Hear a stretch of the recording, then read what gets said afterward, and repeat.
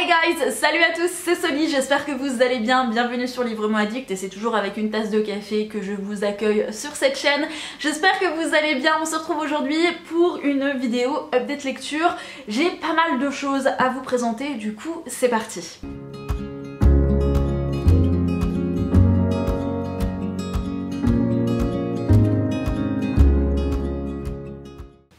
On débute avec un troisième tome et c'est celui de la saga Héroïne malgré moi de Fuyu Amakura. C'est paru chez Kana. Je vous avais parlé des deux premiers tomes dans mon dernier update lecture. Je vous mets le lien juste ici ou dans la barre d'infos si jamais ça vous intéresse. Et franchement, le troisième tome est dans la même lignée que les précédents puisque on retrouve une Shuko et un Serizawa qui sont tout mignons. On a leur relation qui évolue petit à petit. On a une sorte de prise de conscience en termes de sentiments et ça annonce de belles choses pour le quatrième tome qui va venir conclure cette saga. C'est vraiment hyper chouette parce que c'est très court. J'avais peur que la romance soit pas crédible du tout, que ce soit du coup très rapide, mais non, en fait je trouve que c'est très bien fait, ça reste sympathique, c'est tout doux, c'est tout mignon et vraiment j'ai beaucoup aimé ce troisième tome. Je me demande si je l'ai même pas préféré au tome 2, vraiment c'était très sympa. Donc j'ai hâte de voir comment comment cette série va se conclure pour le tome 4 et vraiment si vous souhaitez vous lancer dans un shoujo qui est assez court, c'est dans une saga qui fait pas 24 tomes comme, ou 22 tomes comme LDK par exemple, qui pour autant était assez sympa. Je vous conseille Héroïne malgré moi parce que c'est vraiment doux, c'est vraiment sympa. Ça casse pas trois pattes à un canard certes, mais ça reste une bonne petite romance shoujo qui fait du bien au moral. On poursuit avec un livre qui m'en a fait voir de toutes les couleurs si je puis dire, ou c'est plutôt mon chat qui m'en a fait voir de toutes les couleurs avec ce bouquin. Le prochain livre dont j'ai très envie de vous parler c'est Girl Tap and Thorn de Melissa Bachadust. Si vous suivez mes péripéties sur Instagram, vous savez que Pumpkin, Sa Majesté l'Impératrice, a fait tomber cette édition collector de Fairy Loot dans mon bain. Voilà, je suis dégoûtée, vraiment dégoûtée.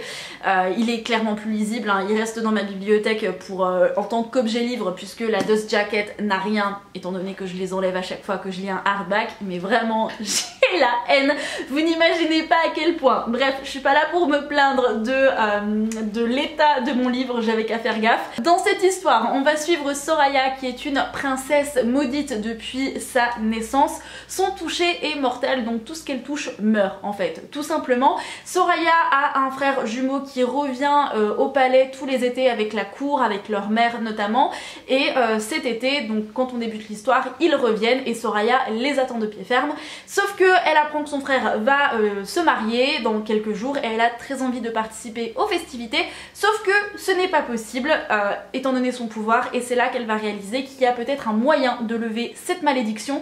Elle va essayer de comprendre d'où cette malédiction vient, ce qu'il en coûterait pour qu'elle soit libre, et pour ce faire elle va devoir parler avec une Dev. C'est une sorte de créature démoniaque que son frère et les soldats de son frère ont capturé sur le chemin puisque c'est un peuple qui est plus ou moins en guerre avec les humains, et Soraya va petit à petit être amenée à parler avec cette Dev, avec cette femme démon si je puis dire, et va réaliser ce qu'il en coûterait pour qu'elle puisse être libérée de cette malédiction. Je vous n'en dis pas plus parce que clairement là ce n'est qu'une petite partie de l'histoire, c'est un one shot et honnêtement c'est l'un des meilleurs one shot que j'ai pu lire jusqu'à présent. C'est de la romantasy, c'est un niveau de langue qui est abordable si vous avez un petit peu l'habitude de lire en anglais.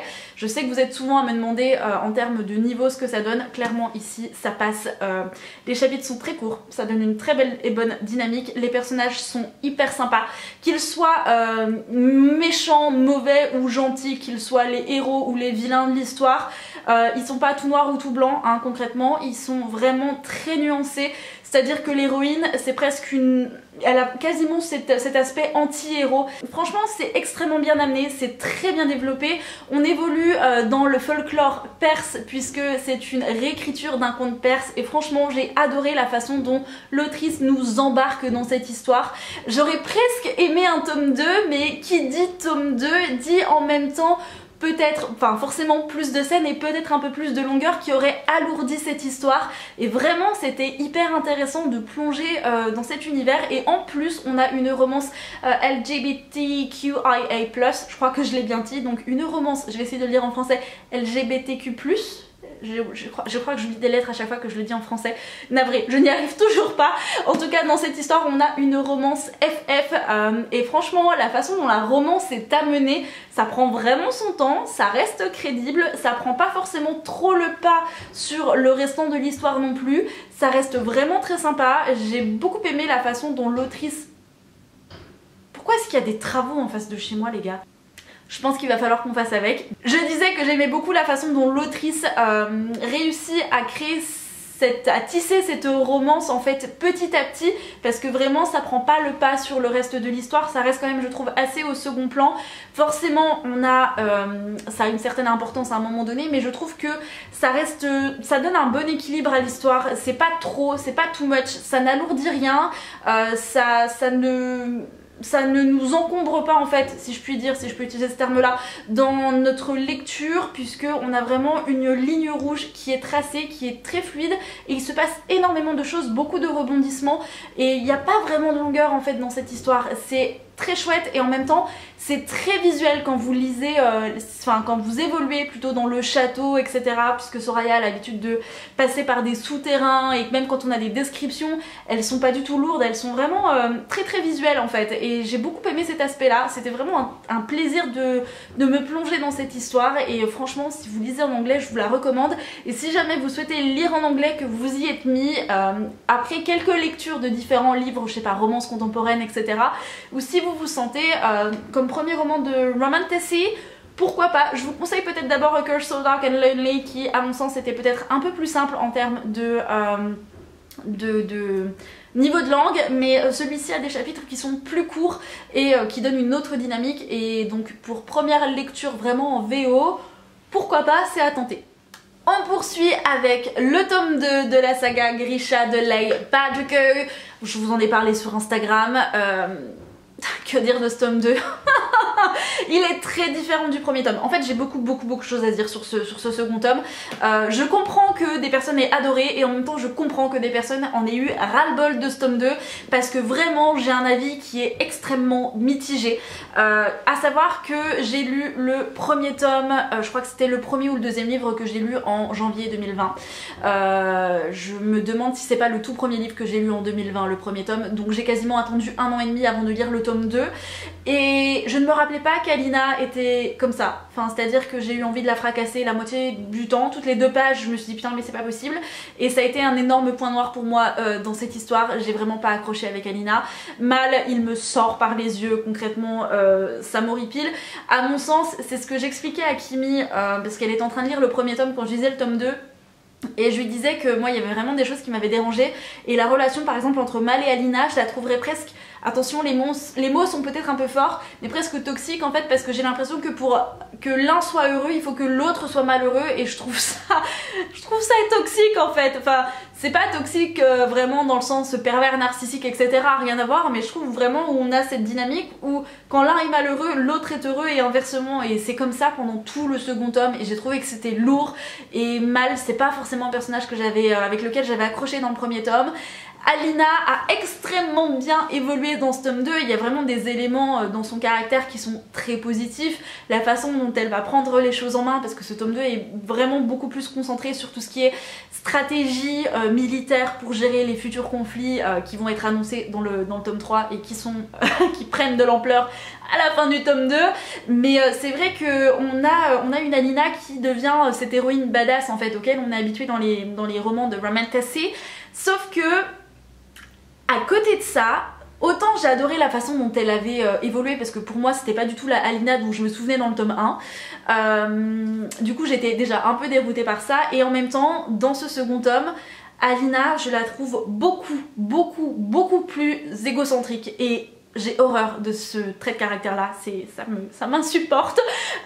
Donc j'ai essayé de m'interroger sur beaucoup de choses, à me demander si c'était pas fait exprès en fait pour avoir une sorte d'évolution et que ça change dans le tome 3. On m'a dit que le tome 3 était très différent du second tome, mais en même temps on a cette opposition forcément à certains personnages dont je ne parlerai pas ici parce que je ne sais pas si vous avez lu le premier tome et je ne veux pas vous spoiler, qui est forcément permanente. J'en comprends l'importance pour le lecteur, mais en fait j'ai trouvé que ce deuxième tome était trop concentré sur Alina en fait. On comprend que au vu de ce qu'elle devient, de ce qu'elle va devoir faire, de ce qu'elle va devoir accomplir, bon d'accord, en soi je comprends.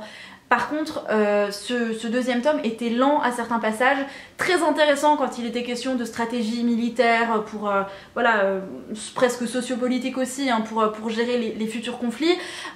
J'ai adoré le personnage de Nikolai qui est l'argument valable pour que vous sortiez ce tome 2 de votre pile à lire. Et j'ai cru comprendre que dans le tome 3 on voyait encore plus Nikolai, donc je suis trop contente. Et j'ai qu'une envie, c'est de découvrir King of Scars, juste parce que c'est concentré sur Nikolai, mais bref... j'ai trouvé vraiment que y avait une dynamique qui était presque cassée dans ce second tome, c'est-à-dire qu'on a, je trouve, un peu d'action au début, malgré tout. Le titre du tome 2 c'est le dragon de glace, alors je m'attendais à ce que ça prenne l'épopée, que cette épopée en fait prenne tout le tome 2 et en fait non, ça prend quoi, les 80 premières pages et après on passe à autre chose. On a un peu un temps mort où justement on a beaucoup d'informations sur les stratégies, ce que je vous disais, stratégie militaire, etc. Et après on a encore un petit peu d'action à la fin du deuxième tome. C'était très particulier comme dynamisme, ça m'a ça m'a perturbée, j'ai pas spécialement accroché par rapport à ça.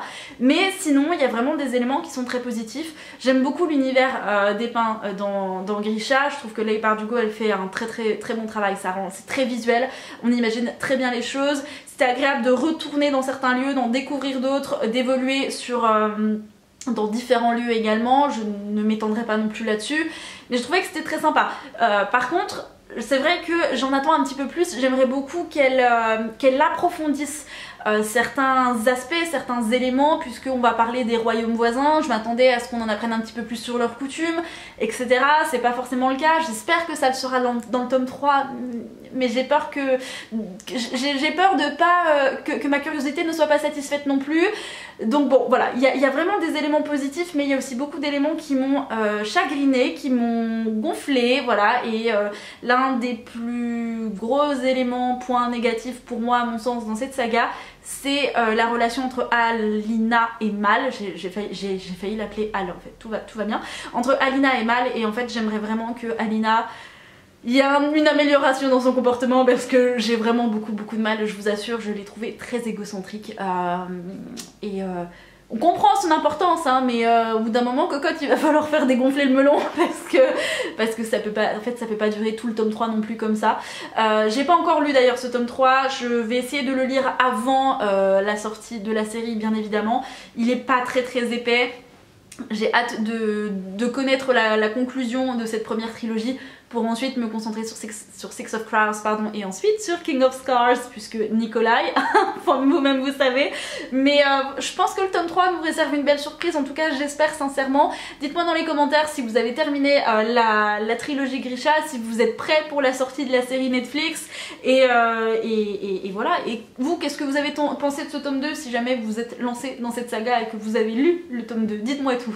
Et on va conclure cette update lecture avec Insolent Bastard de Kim Gray qui est paru aux éditions Addictive. C'est une petite pavasse que j'ai lue en une journée je crois, je l'ai vraiment littéralement bouffé, j'ai adoré, voilà, c'est pas un coup de cœur mais c'était une très bonne lecture. Il est question dans cette histoire de Hayley qui a 25 ans, qui est kiné mais qui vient juste d'être virée, de se faire virer à cause de ses multiples retards répétés, puisque Hayley se retrouve avec la garde de sa petite sœur qui a 5 ans je crois, Madison elle s'appelle, elle a 5 ans et donc bon, en termes d'organisation c'est pas toujours évident, donc elle se retrouve sans emploi et elle va profiter d'une soirée avec ses copines en boîte, voilà, pour se changer un petit peu les idées. Et le soir même elle va rencontrer un homme avec qui elle va passer une nuit torride, sauf que elle part un petit peu en catimini le lendemain sans vraiment laisser de mots et il va pas lui falloir très longtemps pour trouver un nouveau job et elle se rend au sein d'une équipe de hockey pour devenir leur kiné. Et alors là elle va retrouver Shane qui visiblement lui n'est pas hyper ravi de la recroiser puisqu'il a vraiment en travers de la gorge le fait qu'elle se soit barrée sans rien dire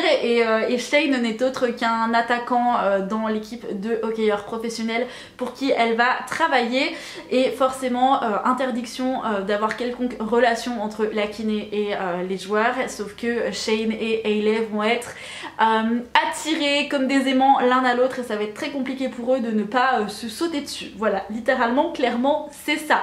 Je ne vais pas vous en dire plus parce que franchement, je m'attendais pas à tout ça quand j'ai lu cette histoire. Je me suis dit oh ça va être une romance assez classique et en fait on a une dynamique dans ce bouquin où il se passe toujours quelque chose. En fait on a un problème, on a sa résolution, on a un autre problème qui arrive, on a à nouveau une résolution, etc. etc. et c'est ça sur 530 pages. Mais au bout d'un moment, je me rappelle, je crois que j'avais lu déjà 300-350 pages et je me suis dit purée mais qu'est-ce qui peut encore se passer? Parce que je me suis dit putain ils s'en sont pris plein la tronche aussi bien l'un que l'autre parce qu'il y a des rebondissements, des retournements de situation, tu te dis ah oui quand même, pourquoi pas, ok d'accord. Et du coup c'est ça qui rend le bouquin addictif en fait parce que tu t'attaches aux personnages, ils sont très complets, ils sont vraiment chouettes, ils sont bien décrits, ils sont bien développés, ils sont... comment est-ce que je peux vous dire ça? Ils restent fidèles à eux-mêmes en fait, tout en ayant une petite évolution au cours du roman forcément et bien évidemment, mais ça reste très agréable de suivre leur histoire, l'évolution de leur relation et en même temps toutes les péripéties et les problèmes qu'ils vont rencontrer parce que je vous jure, clairement on pourrait en faire une série télé parce que tu te dis mais c'est pas possible tout ce qui leur arrive, mais franchement j'ai trouvé que c'était très bien amené, c'est une bonne romance.